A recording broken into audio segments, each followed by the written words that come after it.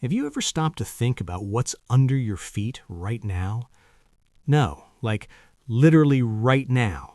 Not your bedroom floor, not your house's foundation, but what's 10 kilometers down, 100 kilometers, 1,000 kilometers. We spend billions sending people to space. We know more about Mars than what's 20 kilometers beneath your house. And there's a reason for that.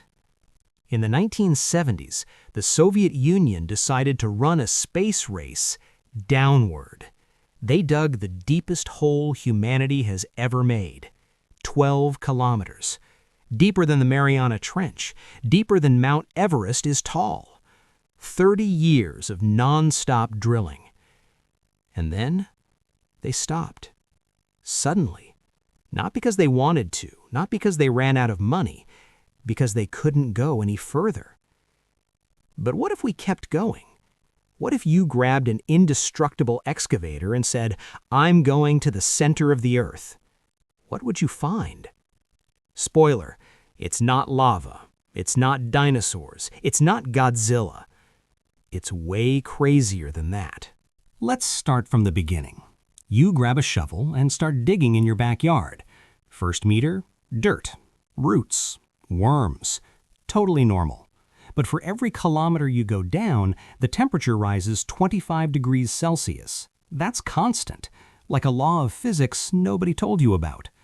At 4 kilometers deep, you're already in a walking pizza oven, and you haven't even left the Earth's crust yet.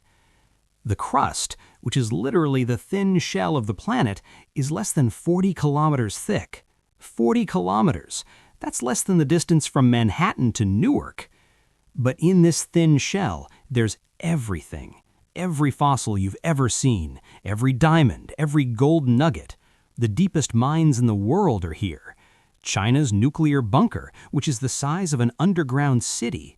Laboratories studying dark matter 2 kilometers below the surface. And in 1970, the Soviets started drilling in Kola in the Arctic. They wanted to know what's on the other side of the crust. It took 19 years to reach 12 kilometers. They had to invent new technologies just to handle the heat and pressure. And you know what they found? Water, where no scientist thought water could exist. And fossils of microscopic organisms that were 2 billion years old. Life, where it shouldn't exist. But even 12 kilometers, that's only 0.2% of the way to the center. So let's go deeper. Between 30 and 50 kilometers deep, the rock around you changes. You just crossed into the mantle. And here, the laws of physics start getting weird. The rock is at 1,300 degrees Celsius. That's hotter than lava. But it's not liquid. It's like hot plastic. You know when you leave a lighter on your car dashboard and it goes soft? It's that, but with rock. And this hot plastic rock keeps moving, slowly, like millimeters per year, in giant convection currents that take millions of years to complete one cycle. The mantle is what moves the tectonic plates. It's why volcanoes exist. It's what created the Himalayas, what opened the Atlantic. And you might ask, why is the Earth hot inside? 2 reasons. 1, when the planet formed, it was bombarded by meteors for millions of years. Each impact generated heat. 2, natural radioactivity in the core is still releasing energy. Earth is like a giant battery that's cooling down very slowly. It'll take billions of years. Relax. But wait, how do we know any of this if nobody's ever been deeper than 12 kilometers? This is my favorite part. Studying Earth's interior is like being a detective. You can't go there, you can't see it, so you gather indirect clues. The main clue? Earthquakes.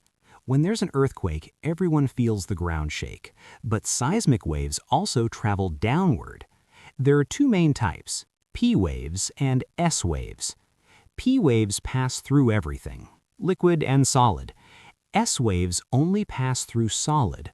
So scientists placed sensors all over the world and measured how the waves travel from one side of the planet to the other. And they noticed something bizarre. When an earthquake happens on one side of Earth, S waves disappear on the other side, like a shadow.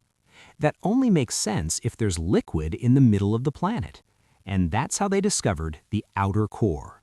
At 2,900 kilometers deep, you pass through a soup of molten metal, iron, nickel, at 4,400 degrees Celsius.